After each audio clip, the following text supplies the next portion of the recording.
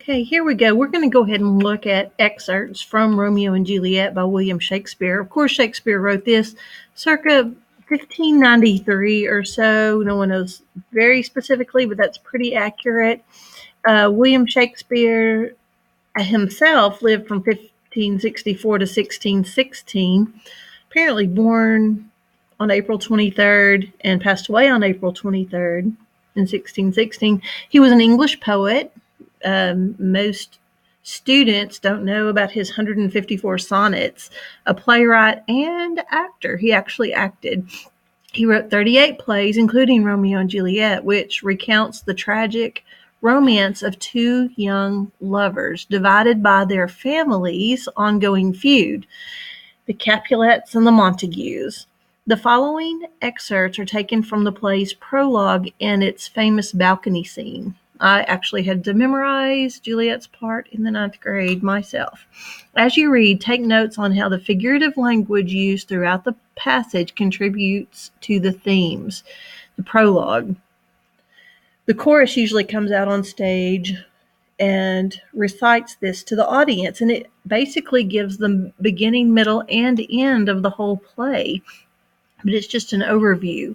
Two households, both alike in dignity, in fair Verona where we lay our scene, from ancient grudge break to new mutiny, where civil blood makes civil hands unclean. From forth the fatal loins of these two foes, a pair of star-crossed lovers take their life, whose misadventured piteous overthrows doth with their death bury their parents' strife.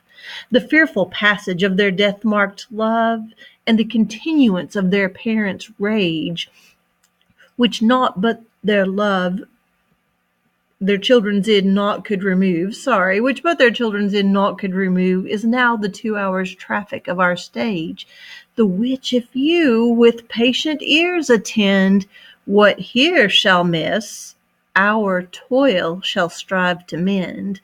And so the prologue sets this up. We have two households set in Verona, Italy. Both households are pretty well-to-do, but they have a grudge against each other, basically a family feud. Civil blood, that's kind of ironic. If you're not being civil to each other, you're spilling each other's blood, but civil is also the blood of the city, people, citizens. And so their hands are unclean. From forth the fatal loins of these two foes, I love that alliteration, these two households from these two parents, the sets of parents, the star-crossed lovers. And by calling them star-crossed, we know that their love is ill-fated from the very beginning. And we also know that they take their life. And I love this. Shakespeare makes the life singular, if that's any hint that Romeo and Juliet marry each other. They bury their parents' strife. And so, as often happens, the strife between the parents ends after the children die.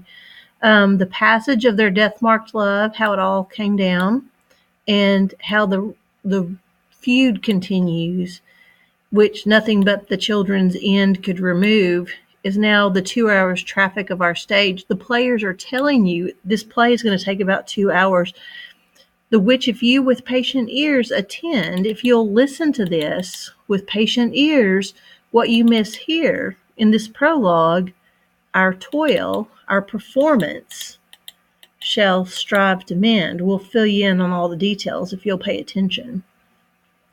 And here, Juliet and Romeo don't know each other. Don't know why. Maybe Verona's big, but they knew of each other, but they didn't know each other until the masquerade ball, where Romeo and his compadres crashed the party at the Capulet house. And Romeo has been in love with this girl named Rosaline. He has had it bad. He has been getting on his family's nerves, his friends' nerves, because he is so lovesick for Rosaline. He's obnoxious with it. And crying all day, staying up all night, crying all day, locking himself in his room. It's bad. And so he crashes the party because Benvolio, his cousin, says, "Hey, dude, come and look at this Rosaline up against other girls, and you won't think she's so pretty. And he said, "Oh," Romeo says, "my eyes will never tell such a lie. They would be heretics, and they'd be burned at the stake, basically, if they lie to me like that. But I'll go, I'll go." So he goes to the party. In the second he sees Juliet, all thoughts of Rosaline are gone out of his head, and it's like nothing but Juliet. He ditches his friends because, of course, they're going to give him grief for, all of a sudden, oh, you loved Rosaline and now you love Juliet. You can imagine if your friend did that. And so he jumps over this high wall, and as fate would have it, it's right underneath Juliet's balcony. And she's talking to herself out loud. This is Act 2, Scene 2. Juliet says, "Oh, Romeo, Romeo, wherefore art thou, Romeo?" And wherefore, of course, doesn't mean where are you. It means, why do you have to be Romeo? Why do you have to be a Montague, my family's enemy? Deny thy father and refuse thy name. Stop being a Montague. Or if thou wilt not, be but sworn my love, and I'll no longer be a Capulet. I'll stop being Capulet. Romeo. Now, this is an aside. He says this so the audience hears him, but Juliet doesn't. He's like being a creeper. Actually, shall I hear more, or shall I speak at this? And then Juliet continues, "'Tis but thy name that is my enemy. Thou art thyself, though not a Montague. What's Montague? Is nor hand, nor foot, nor arm, nor face, nor any other part belonging to a man. Oh, be some other name. What's in a name? That which we call a rose by any other name would smell as sweet. So Romeo would, were he not Romeo called, retain that dear perfection which he owes without that title. Romeo, doff thy name, get rid of it, and for that name, which is no part of thee, take all myself." Now, she doesn't even know he's listening. Then he jumps out of the bushes, says, "I take thee at thy word. Call me but love, and I'll be new baptized. Henceforth I never will be Romeo." Of course, they're Italians, and so they're very strict Catholics, probably. And when you're baptized, you get a Catholic name. He goes, "Oh, I'll do what you said. Call me but love. If you say you love me, I'll be baptized with a new name. I won't be Romeo anymore." And Juliet, what would you think, girls, if somebody jumps out of the bushes? "What man art thou, thus bescreened in night, so stumblest on my counsel?" See, on what I'm talking about. So, who are you? Romeo, "By a name I know not how to tell thee who I am. My name, dear saint, is hateful to myself." Now, he calls her a saint from the party. They're making out at the party. They've already been kissing at the party before they even knew who their names. He calls her a saint, then sets her up as a shrine. Here he's calling her a saint here, because it is an enemy to thee. Had I it written, I would tear the word. My ears have not yet drunk 100 words of that tongue's uttering. She's not even heard him speak 100 words, and she's already been making out with him.